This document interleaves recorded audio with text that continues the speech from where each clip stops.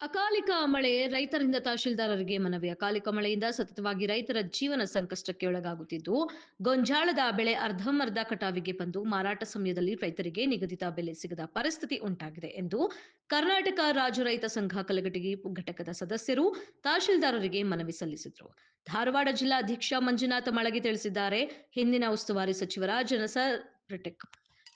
ಉಸ್ತುವಾರಿ ಸಚಿವರ ಜನದರ್ಶನ ಕಾರ್ಯಕ್ರಮದಲ್ಲಿ ಕಲಘಟಗಿಯಲ್ಲಿ ಗೋಂಜಾಳದ ಖರೀದಿ ಕೇಂದ್ರ ತೆರೆಯಲು ಹಾಗೂ ಕೇಂದ್ರ ಸರ್ಕಾರ ನಿಗದಿಪಡಿಸಿದ 2,400 ರು ದರದಲ್ಲಿ ಬೆಳೆ ಖರೀದಿ ಮಾಡಲು ಮನವಿ ಮಾಡಿದ್ರೂ ವಿಳಂಬವಾಗಿದೆ. ಈ ಬಾರಿ ತಕ್ಷಣವೇ ಖರೀದಿ ಕೇಂದ್ರ ಆರಂಭಿಸದಿದ್ರೆ ಎಲ್ಲಾ ತಾಲೂಕಿನಲ್ಲಿ ರೈತರು ಉಗ್ರ ಹೋರಾಟಕ್ಕೆ ಕೈ ಹಾಕಬೇಕಾಗುತ್ತದೆ ಎಂದು ಅಚ್ಚರಿಯೊಂದಿಗೆ ಹೇಳಿದ್ದಾರೆ.